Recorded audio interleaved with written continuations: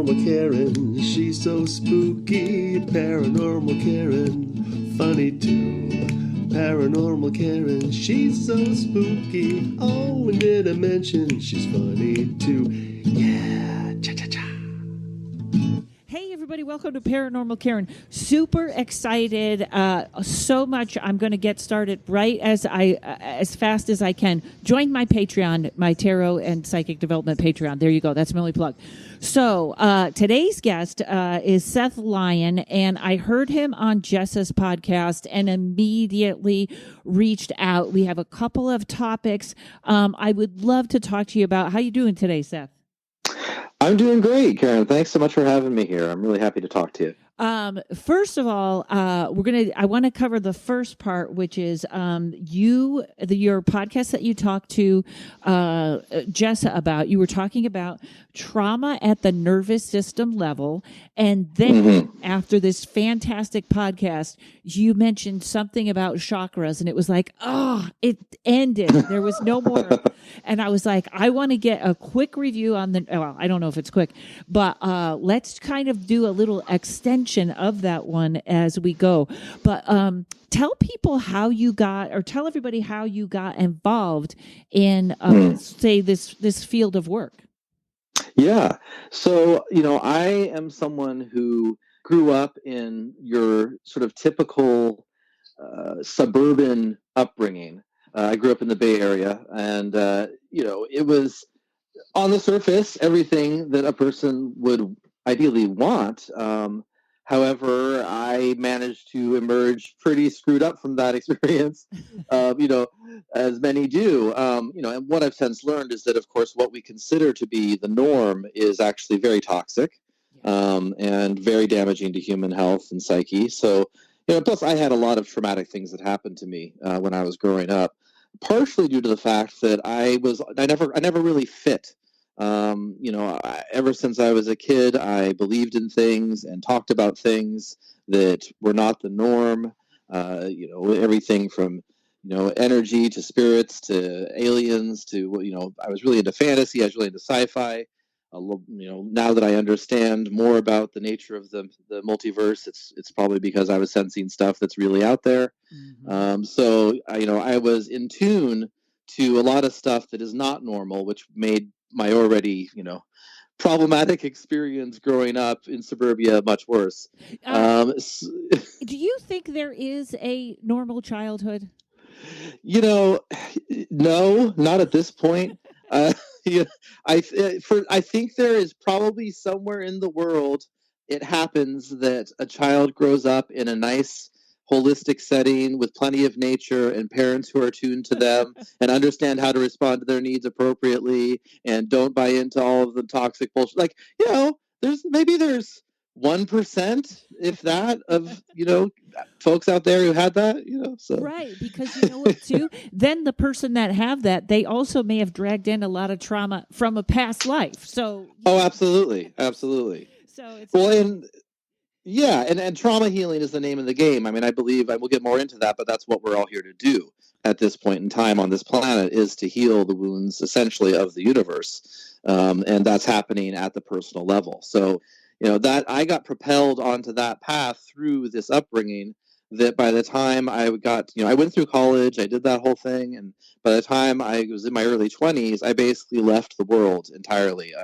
I had woken up enough and also been damaged to the degree that I got to the point where I didn't want anything more to do with the world. And so I essentially dropped out for about 13 years and just devoted myself to the explorations of consciousness, meditation, energy work, research, looking into hidden histories, magic, Wicca, tarot, you name it. I delved into it. I lived in the jungles of Hawaii and the woods of Oregon, sometimes literally just in a tent in the woods, sometimes in small communities, but outside of the world, outside of the money system for 13 years, just so I could improve myself and heal myself and explore consciousness. And that is what led me to, all the many things that I've studied and learned. And that culminated in meeting my wife, Irene, And she had just finished the training in somatic experiencing, which is the form of nervous system-based trauma resolution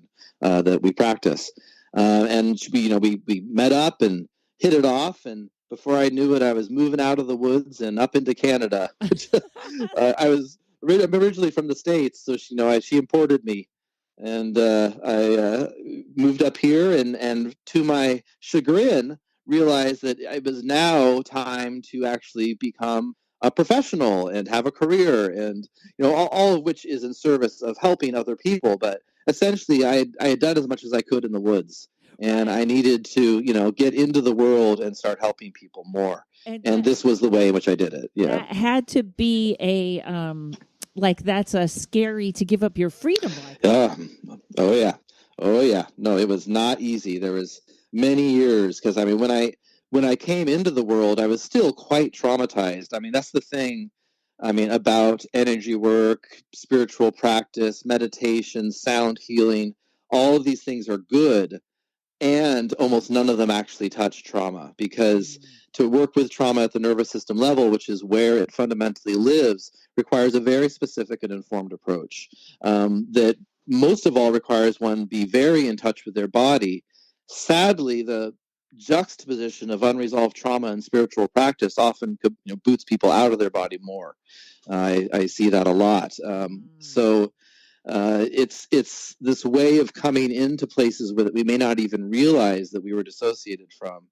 At least for me, and for a lot of the clients that I work with, and a lot of people I see, it's hard to get to that stuff without these certain understandings, and learning about the nervous system, learning how to feel it, learning how to get into the really difficult places in the body. So yeah, it's a very good approach. I sort of lost my thread there, but yeah, that's how I got into it. Yeah. That's amazing, because also, first of all, I think a lot more people have PTSD. I think we all thought that was just if you went to war or something, but a lot of people have that, number one. But also, staying grounded. We are not a grounded world. No. No, it's such a it's a beautiful, beautiful place, and I think it's important to make distinctions between the earth and the world, because the earth, especially now more than ever, is incredibly beautiful, healing. Like, there's so much goodness coming from the earth right now and from the sun. The world is incredibly toxic and destructive, and has been for a very long time. So yeah, it's very easy. Basically, I would say the majority of the world is traumatized with some form of PTSD. And the thing is, people don't always recognize what that means. It can be as simple as just, I don't have any sense of purpose in the world. And I'm just sort of going through the motions, and I'm doing the things that I'm told I should do. That is because of trauma. It is trauma that keeps people from realizing their purpose, their magic, their own unique gift that they have to offer. It's become so normalized, very normalized. That's so brilliant. Okay, I have to do an offshoot for a minute. Hawaii is like one of the most haunted. How were you ever nervous in the woods? Not at all, because a lot of this has to do with my history as a soul, and just what I've done and what I've explored. I've been around many places, so I'm very comfortable in all sorts of environments, interacting with the nature spirits. It's not a problem for me, but yeah, it's an intense place, especially the Big Island, which is where I was and where I had all my initiations. It's met Mama Pele there, and just all the lessons that she brings around survival. It's a very intense place, but it fit really well for me. Yeah. It sounds like it would. If you respect the place and what's going on there, it respects you, right? Mm-hmm. Exactly. But you really got to do that. And Mama Pele she can be a harsh mistress. Her lessons are not subtle. She'll kick you in the butt, so yeah. Yes, that makes sense, because man, the legends of Hawaii and the stuff there, it's really got its own intense history. It's amazing. Yes, absolutely. So you meet your wife now. You guys sort of already, we can tell you work from a different perspective. Like, I personally believe that talk therapy is sort of done, like the way that we Yeah. used to do it. And now there's other things that have to be brought in, because you were talking about the nervous system and your body. And I finally found a great therapist that has all kinds of things integrated. But tell us about your approach, or how you and your wife help people. For sure. So the fundamental thing that we start from is understanding that each person has within them an innate ability to heal. The human being, that whole self, comes loaded with everything you need in order to heal from pretty much anything. So a lot of it starts in recognizing those innate abilities, which from a trauma healing perspective, are most often rooted in the animal self, not in the higher self or the spiritual self. We have to understand who we are as creatures. We have to understand, because we share the same fundamental physiology and nervous system as all other mammals, with the exception that we have this neocortex, which more often than not, actually, when it comes to this kind of work, gets in the way rather than helps. So a lot of it is about supporting people to first learn about themselves, learn about their nervous systems, learn how to sense themselves at that level. And the foundation to that is safety. So, yes, talk therapy itself really is kind of dead too, in my opinion. No one is actually, I think, going to heal. There's elements of it that are very important, though, such as the relationship. You can't just throw a bunch of somatic tools and knowledge at somebody. It's about developing relationship. And that it does have in common with talk therapy is you have to have a safe relationship. That's the cornerstone of really any successful therapeutic approach is safety.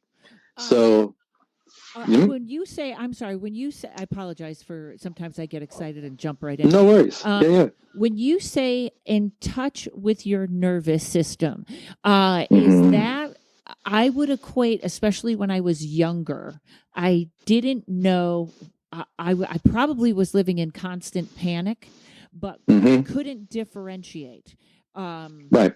Is that kind of what you mean? Like, just when you say knowing yourself, just really, I swear that started when I was 50. I'm 56. And it wasn't until I was like 50 that I was like, whoa, this whole place is upsetting me, or I don't want to listen to this. It was really a weird kind of, is that being in touch with your nervous system? Yep.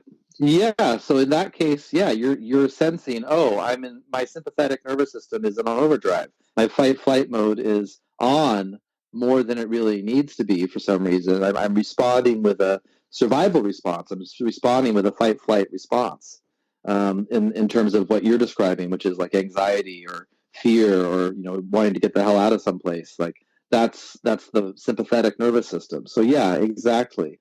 And it's become so normalized, right? That's the thing. Most people, especially in industrialized cultures, are living in some form of survival mode 24/7 because the society supports that.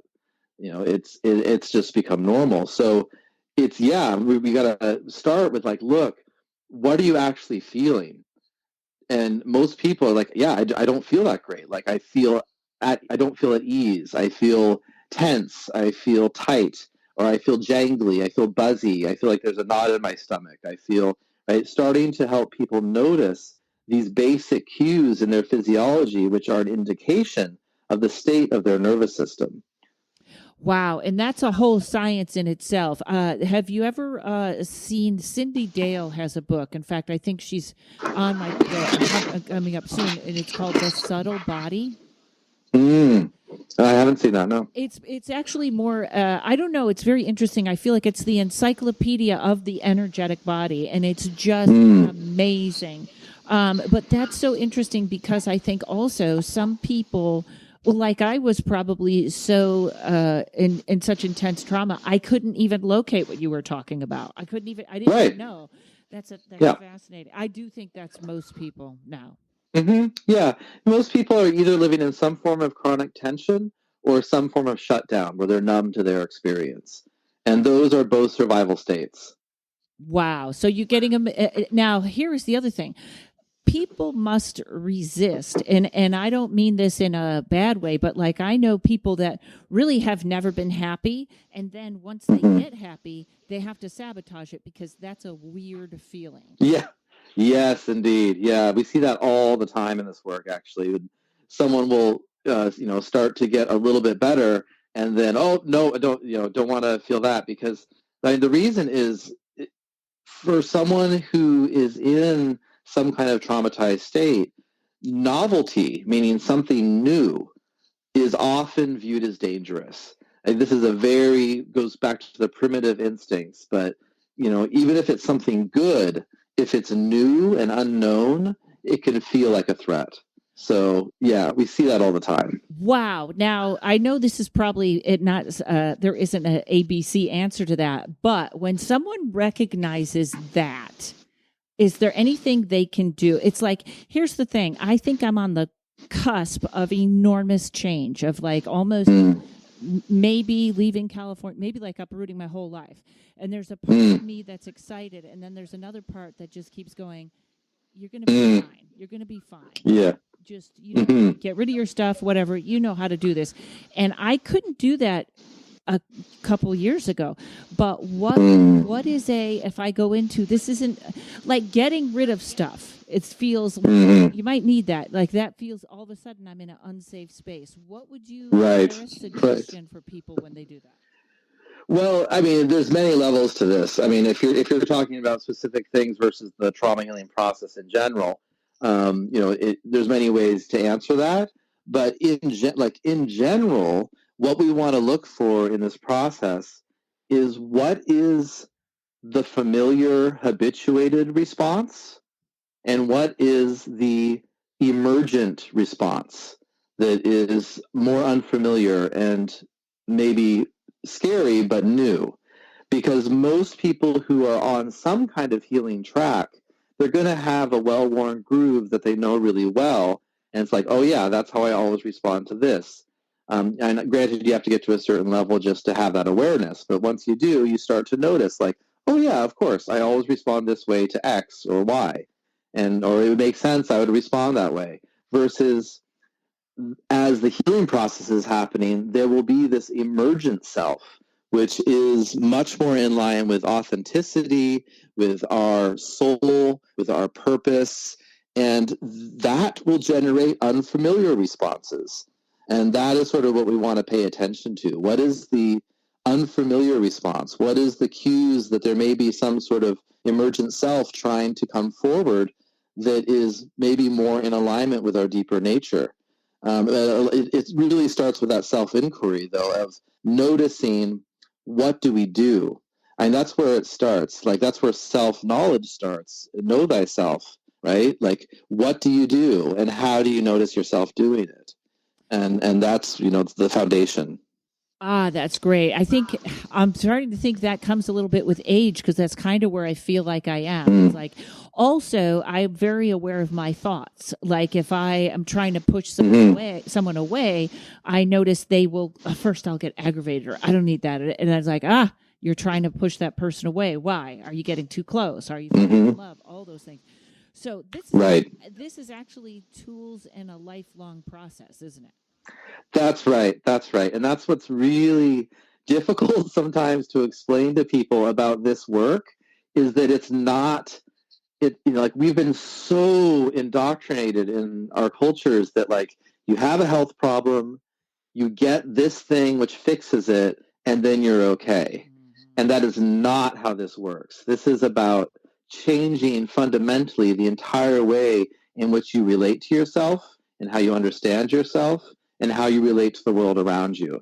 It's a complete lifestyle shift. It's a complete discipline, and it is lifelong. Now, that's not to say that it takes that long to get better. People can get better very quickly, but it's not something that you just take a pill and then you're done. It's a change in being that must be carried through the entire life because it's about fundamentally being in better right relationship with yourself and the world in a very different way. Okay, a last weird question before we go to the break. It's very funny because we are in this fix-it world because people always call me and when I read tarot, and they always want to know when they're going to meet the one, as though all problems stop when you meet the one. And it's like you just you get new ones, you get new problems. Yeah. Don't look. Oh yeah. You don't normally get the biggest problems until you meet the one. They're the one who's going to bring out all your deepest shit. I love that. Oh, I love what you just said. That's what I'm going to tell people. The problems are going to get worse. Leave me alone with this question. Yep. Do a lot of people have kind of trouble with their marriage if they go through this and there's sort of this drastic? Oh yes. Oh yeah. So there's when people go through this work, there's a phase in which I call sort of the pruning stage, and it's just, when we grow up with trauma, our personality gets formed around that trauma. It's like, an oyster that grows around a pearl, or a pearl that grows around a grain of sand in a shell. It's like our personality forms around the trauma, and who we think we are then, and who we attract into our life. And those relationships all are part of that management system. They're all part of that same structure. So when you start dismantling that structure, you go through this period of your personality changing, who you thought you were changes, the things you like and don't like change. And as a result, all the people a lot of them will be invested in you being the wounded person that you were, and they will not be able to handle you changing. And they will flee from that, or they will get angry at you, or they will try to draw you into conflict, or they'll try to do things to keep you in the old trauma vortex and the old personality. So when someone really gets into this work, there's a period at which relationships just, of all kinds, they just fall away as people cannot make the change with you. And the other end of that too is if you were the one that was fixing everything, if you were That's right. And all of a sudden you need help. And I've had that happen where I have to be very aware of people that know me as a comic or people that know me as a tarot reader, because as a tarot reader, people run right up to me with their problems, which is totally fine. But sometimes when I go, hey, I need help, it's like, who is this? Huh? What? Yeah. Awesome. Okay, we're going to take a break and be right back.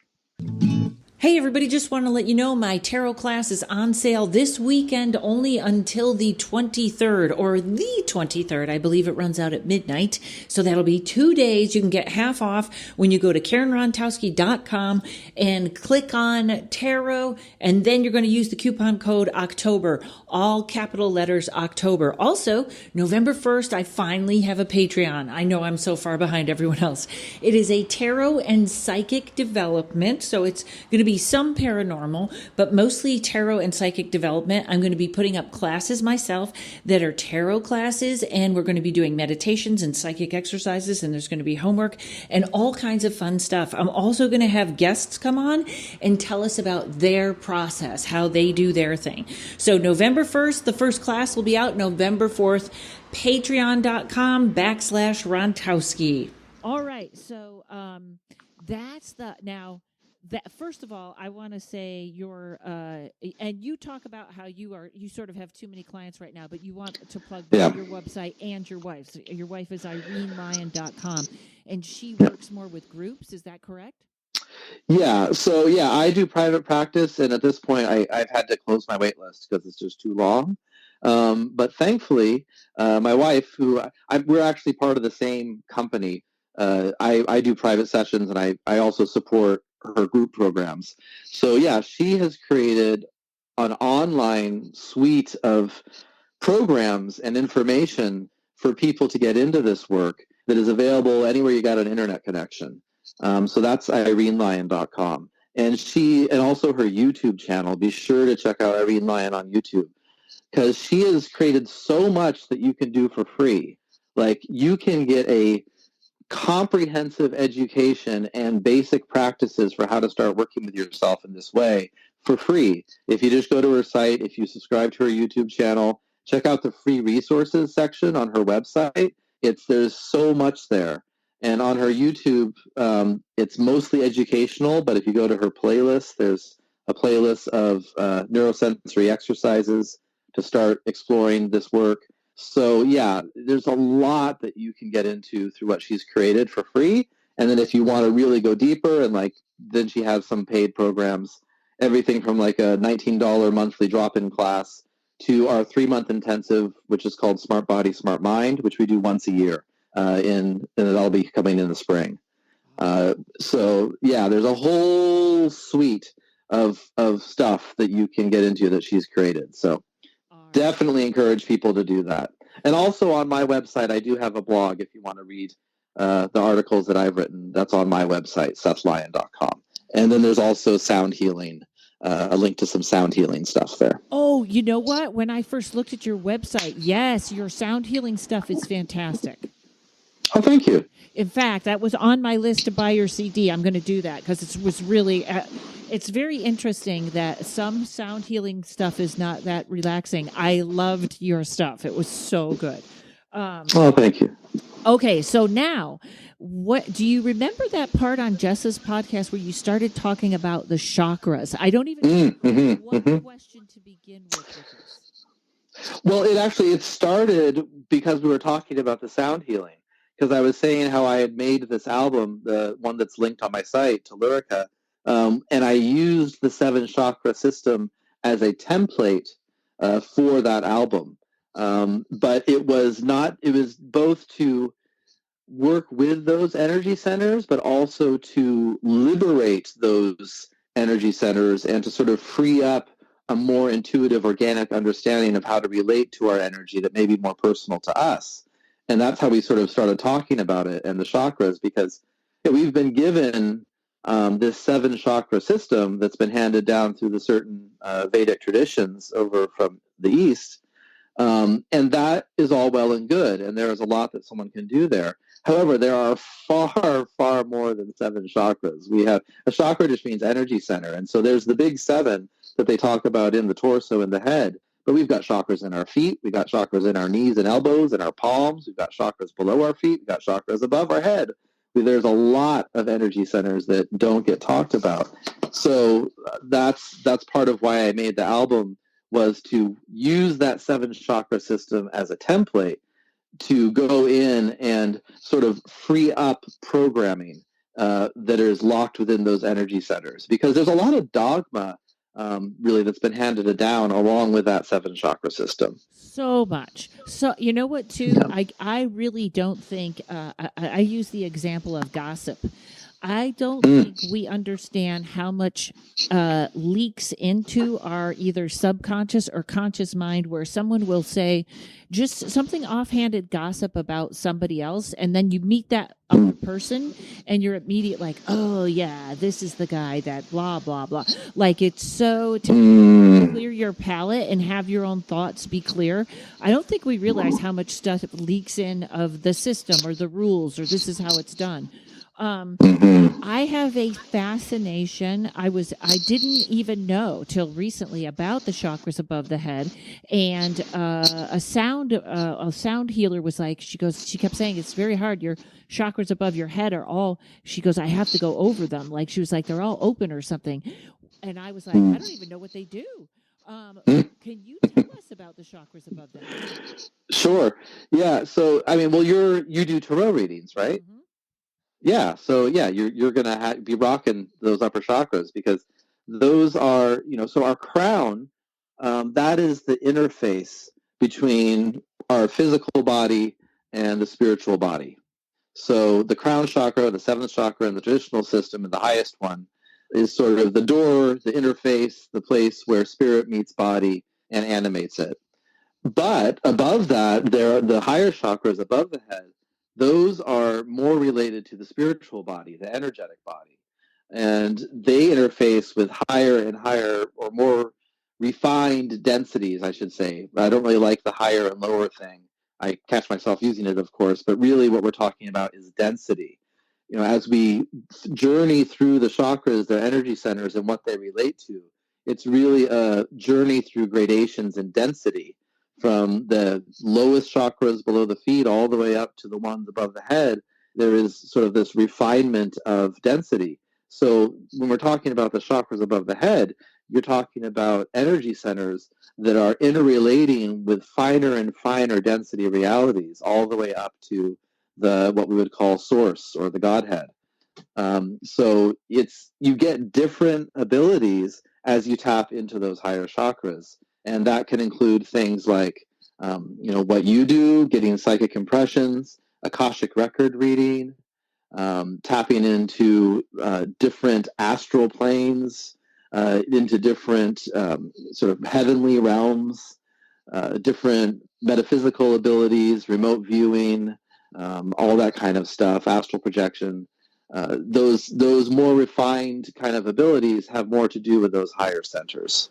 Wow. I think somebody called them the alien chakras. Yeah, sure. Yeah, well, yeah, because that's our. We're talking about aliens. What do we mean? We just mean beings that are existing at different levels of density and can travel through those different levels of density, often to different kinds of experiences. So they're multidimensional, multi-density beings, and same with us. So are we. I mean, we are no different than that.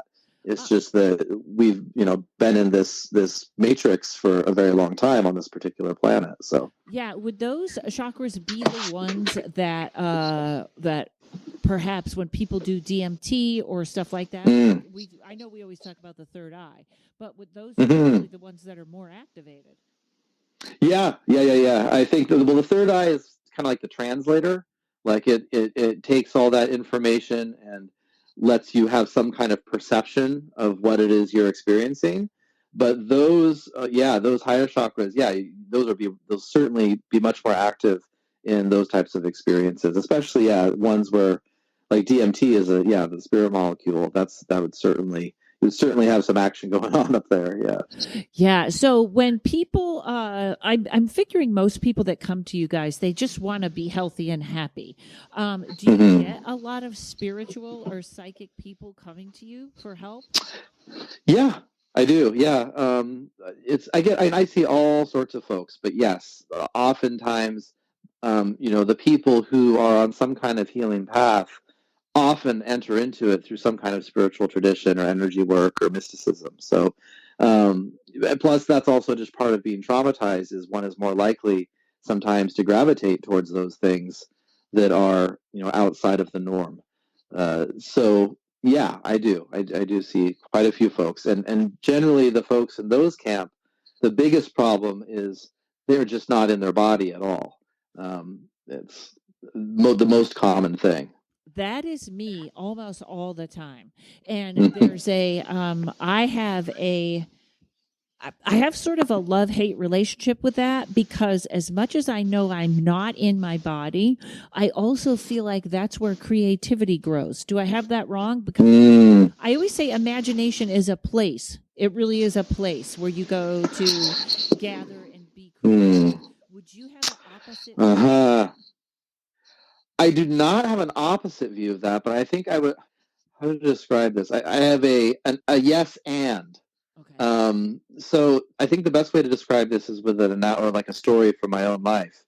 I've always been a musician, and when I was living in the woods and outside of society, and really engaged in my spiritual practices, and not aware, of the trauma that I was holding to a large degree, I was also very much out of my body, and that was how I liked it, because it is a very easy place to create from. That I would get into these places of making music where 10, 12 hours could go by, working on something, and I'm just completely absorbed in the creation process, in the imagination. Forgetting to eat or forgetting to pee, or just like you're just really in the zone, and I loved that. It's very addictive. What happened when I started to do my trauma work, and get into my body, was actually a loss of creative energy for a while, because all of my creative energy was going into creating myself, into understanding myself, into improving myself, into discovering these hidden parts of myself that I hadn't been noticing and listening to. And I totally stopped making music for quite a while. But what happened once I went through the process enough that I started to have some gas in my tank that didn't need to go to healing, and I started feeling creative again, was that creative process totally changed and became a much more grounded thing. So, for example, in the old process, if I was in the music making mode, if anyone came around, like I'd be pissed. Like, don't distract me. I am, I would, even to the cost of quite a few relationships. Like, I need more time. I need my alone time to create, and I need, so much alone time to create that I don't have time for the relationship enough that people wanted. I lost quite a few relationships, including my first marriage, over that very issue, because, like, nope, my creative process is more important, and I need to be alone, and I need to be in this certain zone to do it.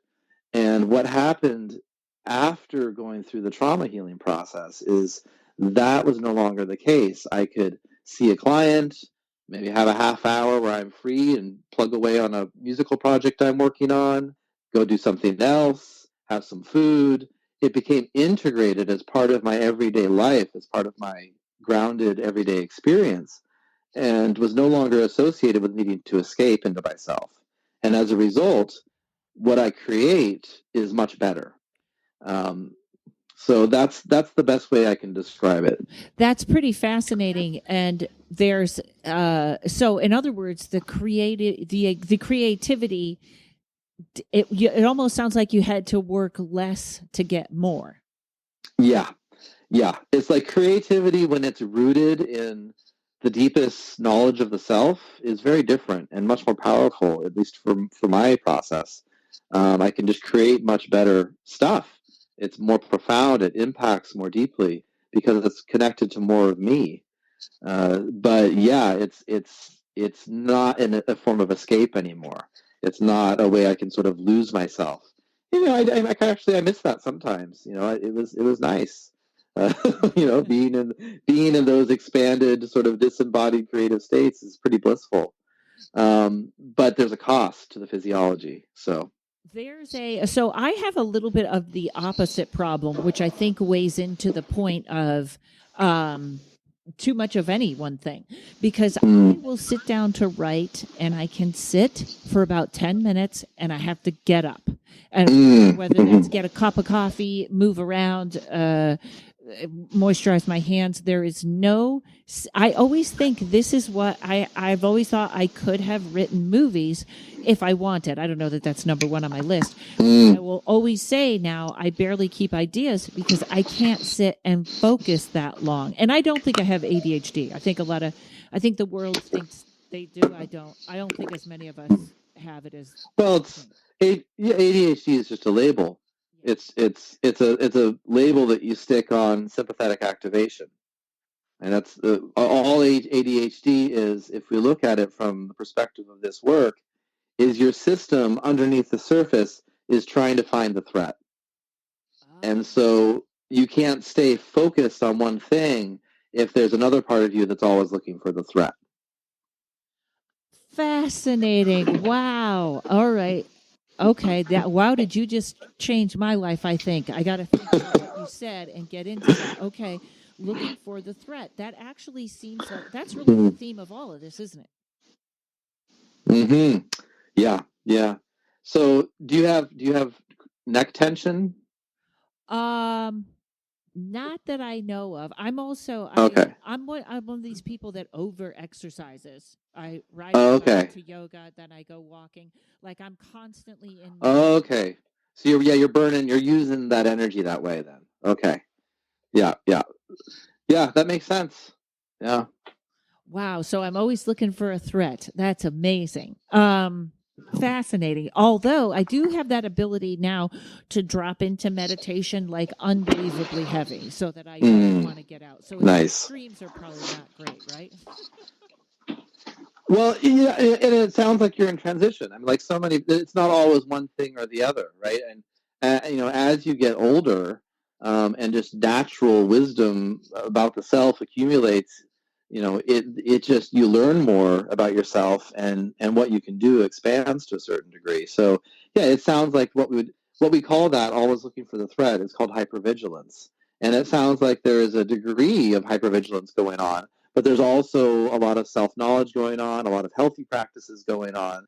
So there's mitigation.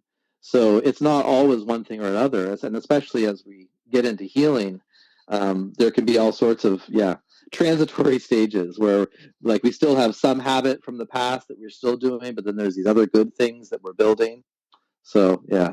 Fascinating. Okay, I'm going to take a break and come right back, and we'll continue this conversation. It keeps going back to trauma, but this is such a great conversation. Okay, I'll be right back. Hey, I'm here with my friend Ari that hosts, or I want to say takes care of, all my Zoom events, my comedy shows, my classes. Ari, tell everybody what type of Zoom events you are great at hosting.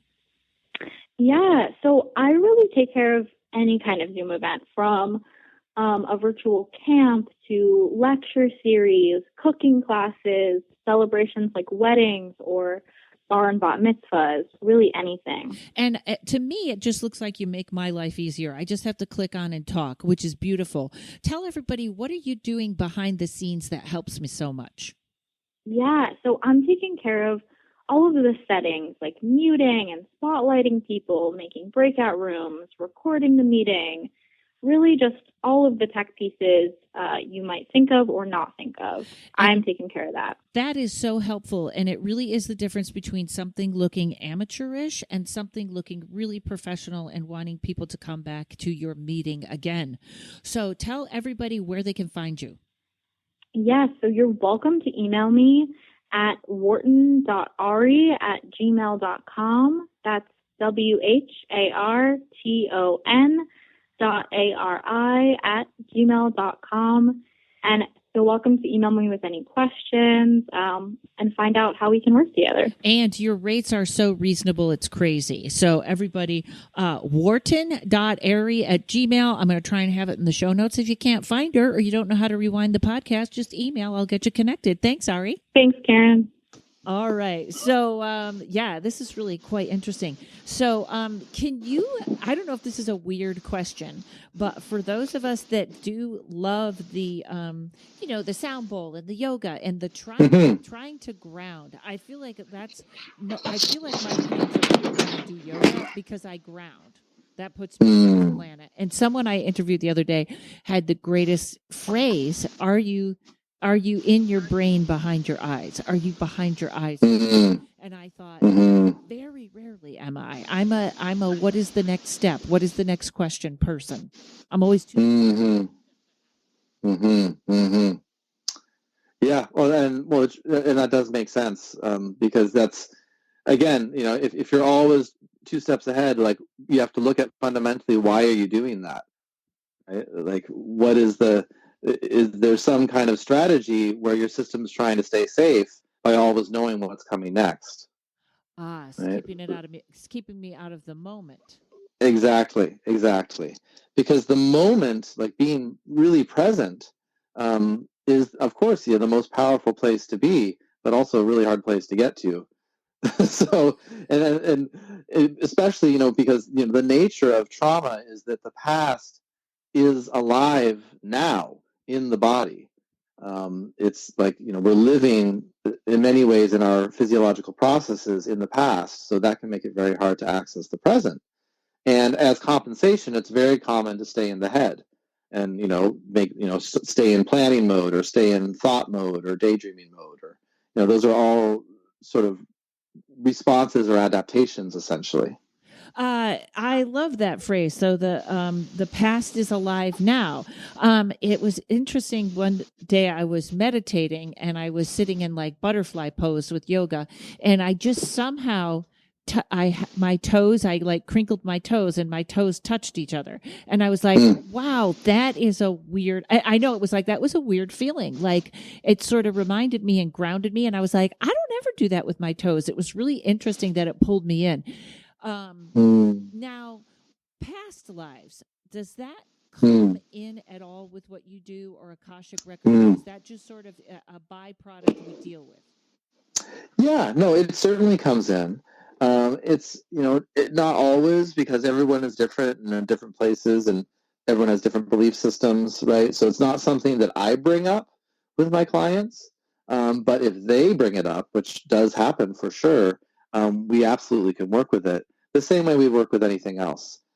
So it's yeah, not maybe super common, but it definitely happens for sure. Well, it definitely. I mean, I believe that's that sort of unexplainable thing that you can't put your finger on why you're like that. I mean, I'm sure you've created a life somehow that also reinforces that. But when you get back into where did this start, and you're like, I don't know I feel like that's at least a good way. Sometimes it's an excuse, but sometimes it's a really good way to get there. This is a weird. Again, I'm jumping all over the place. When people talk about this, is like a weird phenomenon, and I don't know if it's actually relating to what we're talking about, but I'm going to try. People are always talking about twin flames, which I would say I have not met mine yet, or if there is one, or maybe this life I don't have one, which I think is okay. That is that a trauma response sometimes, meeting that person that triggers everything? Mm-hmm. You know, I don't know if actually meeting that person is a trauma response per se. I would say an obsessive search for that person would be a trauma response, where like I won't be okay until I meet this person. That certainly would be. But absolutely, if you do meet that person that is that right fit for you, that for the two of you, you each trigger all the stuff. That's an incredibly powerful healing tool. I mean, that is, really a blessing if that happens, because, granted, you can stay together through it. A relationship is one of the most powerful, vehicles for transformation and healing. And when you meet your twin flame, or I think there's maybe a few names for that, soulmate, or maybe those are different, but that when you meet that person that fits all those nooks and crannies, and you fit theirs, and all the stuff that needs to get opened up gets opened up. Yeah, that's incredibly powerful and a great opportunity for trauma healing. Not everyone gets through that process, though. I think it can be quite difficult, because you get really challenged. Well, that's funny because that's what I'm going to put on my Tinder account. I'm looking for my incredibly powerful healing tool. Yeah, yeah. That's interesting because I have a real avoidance. I've always had an avoidance of relationships, and right now I'm seeing someone who could not be more like, I had a joke that we're both so disassociated. I hope we'll meet someday. Yeah. Because I know every time I see him, my guides are like, and this is helping you out how? But it is right now. That is for empaths. Does that, I always feel like empaths are just people who have had their boundaries just pounded as a kid or coming into this world. It's actually sort of a negative that can turn into a positive, but you must run into a lot of them that I was just talking to this poor woman after a show in Chicago, and she was like, I've had 9 years of bad luck, and I couldn't get her to flip that switch just to say, first of all, stop saying that. And then she was talking about an ex-husband, and it sounded like he left her last week. And she was like, yeah, this started 9 years ago. And I was like, whoa. So you're in a loop. And it must be, do you meet a lot of people that are in that loop, or by the time they get to you, they are probably like, I want to change? Yep. Oh, yeah. Absolutely. And the interesting thing about empaths, I mean, I believe all of us are naturally empathic, meaning we all have that ability to feel in ourselves what is happening in other people, which is what empathy is, in the way that I understand it, is you feel in yourself what is happening in the other people. Now, what happens with trauma is that gets coupled with threat and hypervigilance, because it becomes, rather than a simple curiosity or a way of perceiving and relating, it gets recruited as a survival tool where you are always putting your feelers out to feel the environment so that you know when danger's coming. That was certainly my case. In the house that I grew up in, well, I grew up in two houses because my folks split when I was two, but in one of the houses that I grew up in, I had to always be mindful of what everyone around me, what their internal state was like so that I could be safe. Because then if I can read their internal state, I know how to respond to them such that they won't scream at me or hit me or whatever it is. So that is, when people say empath, often what they actually are saying is, well, my empathy got coupled with threat.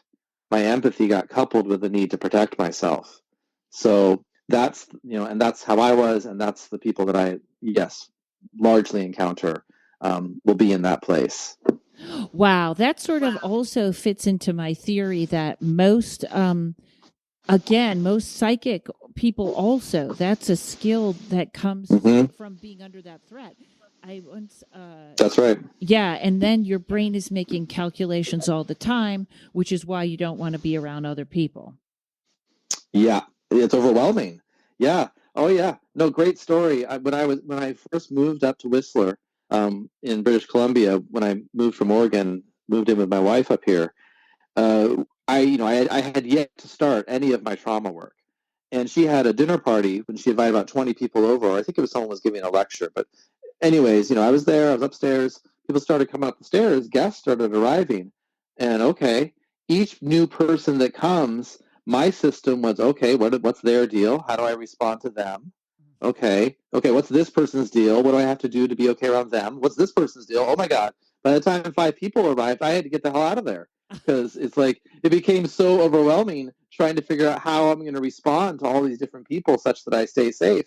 And that's exactly what you're talking about. It's you just can't process yourself, and it's so overwhelming that you just got to get the hell out of there. And so yeah, I also avoided people and crowds of people for decades for that very reason. Absolutely. Wow, and that's an interesting, like, I don't know why I want to call it a micro topic, but as like when I walk into a comedy club, there are, I guess that is the place we want to get to, where we walk in and we're just authentic and we're just ourselves and nothing else matters. Correct? That place of safety.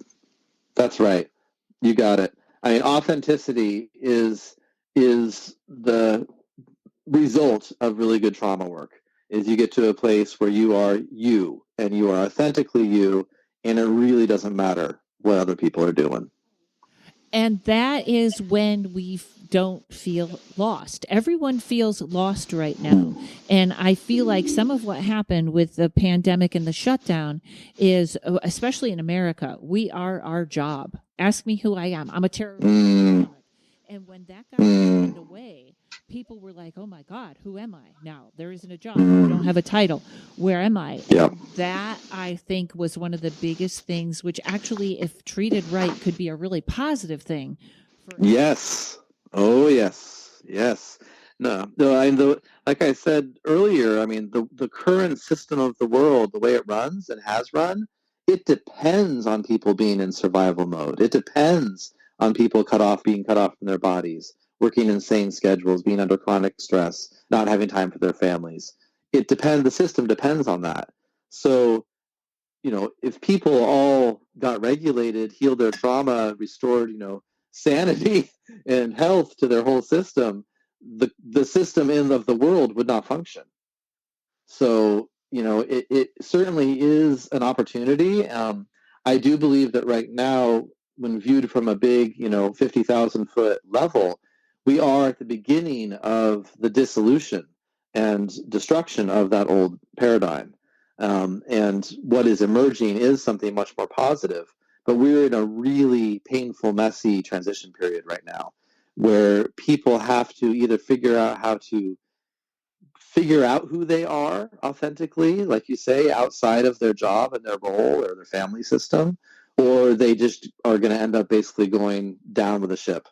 really the two options I'm seeing right now. And I'm seeing it play out. Like those of my clients, those people I know who have already been on a healing path, who are already in the process of working on themselves and healing themselves, they're doing great. Like they just keep doing better and better.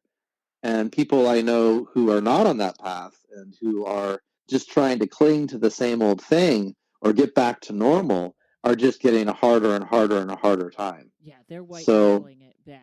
yeah. So it is an opportunity right now.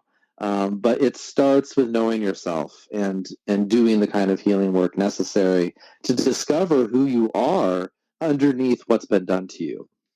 Wow. How do this might be a trick question. How do you answer that question if I said, "Who are you?" Well, I'm a multi-density being who's originally from a different universe, and I've been around a lot, and I came here and I incarnated on this planet as this specific frequency of Seth to do this work of spreading trauma healing and to create. Okay, if you ever do a comedy album, it's got to be called The Frequency of Seth.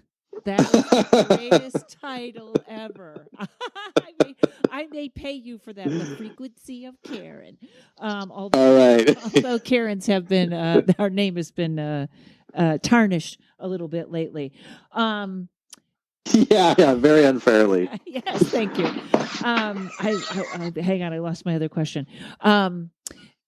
When it's so interesting the way you're unpacking trauma to an extent where I think people listening to this or listening to you and probably your wife find it in places they never thought.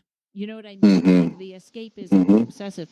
When they have all these, I get very nervous when people have labels because, like you said, like ADHD or I don't even know what the other ones are, or I'm bipolar. They once that label is there, it's like a branding. It's been branded on me, and I'm not getting out. Now this has answered all my problems. Yes. Yep. That can be very easy to just stay stuck there, and then you medicate appropriately for that condition. That's sort of how people have done it, and it fits with the model of health that people are comfortable with, which is tell me what the diagnosis is and give me the treatment. So, what the shift I would encourage people to make, and this is what becomes clear the more you understand trauma, how it affects the nervous system, and how that plays out through all the physiology, is that pretty much, not all, but pretty much every health condition, mental condition, emotional condition, relationship difficulty, behavioral difficulties are all symptoms of unresolved trauma. They're all symptoms of unresolved trauma. There's very little that can't be traced back to that once you understand what happens in the physiology as a result of living in survival mode. Okay, so I'll ask this question for all the people like me. This is a joke. I had to say that because I was going to say, all right, so if we take your wife's course, do I have to cry? No. You probably... I can press it down. No, not if you want to do well. Not if you want to get better. So here's the thing. Yeah, resolving trauma, it means experiencing the states that we've kept repressed. There's no way around that. You have to, in order to heal it, you're going to have to feel it. What is important is that you learn, you get educated such that you understand what is happening. Education is so important. Because it's the difference between saying, oh my God, I'm just so out of control and I don't know what's happening and I'm so scattered, to saying, oh, my sympathetic nervous system is in overdrive right now and I need to do some things that either help discharge that charge or I need to downregulate and engage my parasympathetic. When you understand yourself and how you work, then you can apply interventions much more easily. So the education is super important. But yeah, you're going to have to feel stuff that is really unpleasant. What we do is we teach people how to, what we say is titrate that experience. Titrate is a term from organic chemistry where you had a drop of one solution to another, one drop at a time until a change occurs, and then you pause. So drop, drop, a little bit of knowledge, a little bit of somatic exploration. Something is uncovered. Okay, here are different ways that you can be with that and process it. Then rest, wait. We really teach people how to first discover what their pace is and then how to honor it. There is no cookie cutter method. So there are fundamentals that have to be in place in terms of education and how you learn to relate to yourself and work somatically. But that never looks the same person to person. It's going to be individual. It's so funny because I can't wait to I've been on the road so much the past couple of months, but it's so funny how there's always a negative program running. I think this is what makes us mostly inauthentic. So I'm sort of on the cusp of this change. It may happen, it may not happen, but I was sort of like, my brain, I was like, I could be a nomad for 2 years, or I mean, just live 1 year here, 1 year there. I could never really, I don't like being without an apartment like what you did in the woods. That wouldn't work for my psyche, I guess, or maybe later when it's more authentic. But as I'm starting to get excited about this, instead of being afraid and thinking of the neat things I could do, my brain all of a sudden comes in and goes, you're 56. You're too old. Which is amazing because I have more energy than most 20-year-olds. So it's like I always feel one always comes in from somewhere. Yeah, you're too old. Yeah, you can't do that. And that's the voice that has to go. Yeah, that's the resistance. And, what I encourage people to do with that voice is, it's not going to go anywhere anytime soon. So accept that. It's not just going to disappear. It is the voice of your little lizard brain that's saying, hey, don't go out from under the rock. You may get hurt. Just stay nice and sheltered here in the things that you know, because it's safe. And that makes sense. So what we need to do is start having a relationship with those voices where you say, I hear you. Yeah, I recognize that you're part of this old program that's trying to keep me safe. Thanks. And I'm not going to do that. I love it. Seth, I could talk to you forever. I don't know how Jessa found you or whatever, but you're amazing, and I can't wait to meet your wife or to take her classes. Shall we say it that way? Sure thing. I bet this is so helpful to so many people, and it's exactly what I love to talk about, which is sort of the newer ways of healing. So everybody, first of all, buy his CD. It's great. It's SethLyon.com, SethLyon. Get on the frequency of Seth. And then Irene Lyon, IRENELYON.com, and her YouTube channel and everything. And I will have all that in the show notes. Thank you so much, Seth. I was so looking forward to this, and it just exceeded my expectations. So it's awesome. Oh, very happy to talk with you. Thanks so much for having me. All right. Maybe I'll see you on the internet's taking a class. Okay. All righty. Hey, everybody. Thanks. Thank you to Mike at Uno Rising Media. Check out my, what is it called? Patreon. And you can book a reading at karenrontowski.com. Have a great week, everybody.